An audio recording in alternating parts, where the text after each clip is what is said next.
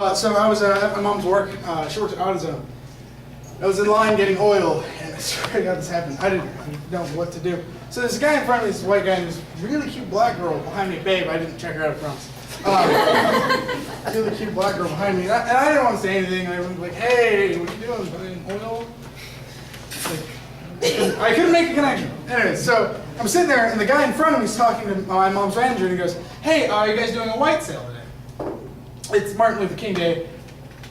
Every year they do a white sale at AutoZone. It's just some sale they do on auto parts and stuff. And my boss Vander goes, no, we're not doing the white sale this year. And he goes, oh, that's weird. Because last year they did it on Martin Luther King Day, and all black people got all angry, and those blacks. Right, man? And he pats me on the stomach when I'm right behind him. And I didn't know what to do. And like, the girl behind me is just kind of staring at me. So like the only thing I thought to do is just like, yeah, no, totally. That's blacks. And then he left, and then it took forever to get rung up, and the girl was just glaring at me. Like, what was I supposed to say? Oh, yeah, no, yeah, right, the white sale. Yeah, did you hear Ritz Crackers doing a sale too? They're 50% off on crackers. Nothing.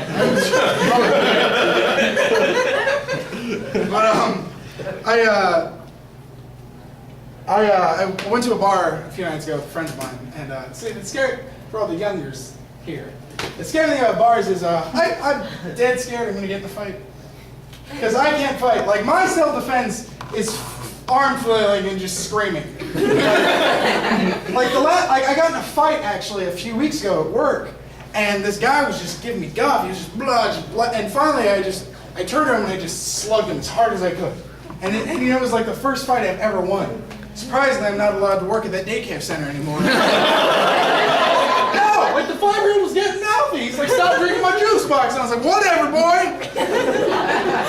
No, but like, if I ever do go to a bar with my girlfriend, thank God she's not the type who tries to get me in fights. Because I would just ignore that for the life of me. But if I ever got drug out into a bar fight, like I wouldn't know what to do. I think I'd just get naked. Right? Because no one wants to fight a fat, sweaty, naked guy. Like, this is just fuel for the love machine. Like, I can open up doors with my stomach now, which you would think is a bad thing, but once you reach that point, you just think it's cool the whole time. You're just opening shit up. But like, if I ever got in a fist fight, two things would happen. Either the guy would just look at me and be like, all right, I don't want to fight you because you're naked. And then he'd just kick my ass. Because there's no cool way to look cool while getting your ass kicked naked. Like, can't you be like, oh no, it's cool guys, I don't bleed it, let me just go ahead and put my underwear back on.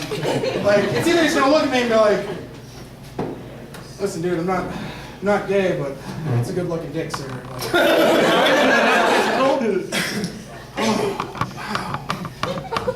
Fine. Great ratio everywhere. That's I mean, I'm not gay, but if you mind. Which, that would be kind of weird. Like, can you imagine going home to your girlfriend afterwards? Like, no, babe, it's totally fine. Like, he's not gay. Like, he was just comparing, and he liked it. Like, he's kind of a connoisseur. Yeah, he touched it a little bit, but no, it's totally fine.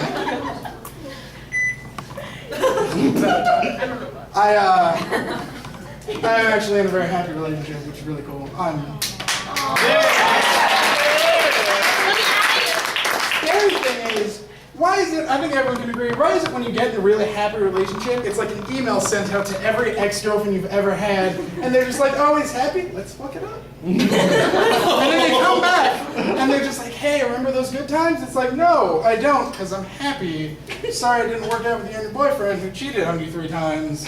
Oh my God, what a weird, like, woo, that's weird. And then, no, the guy that you cheats on you, oh, surprised it didn't work out. But it's always weird when it's someone you really did like, you had a deep connection with, and it just doesn't play out. And then you go to a party, and then the guy's there, and you're trying to make every excuse to hate him, but he's cool.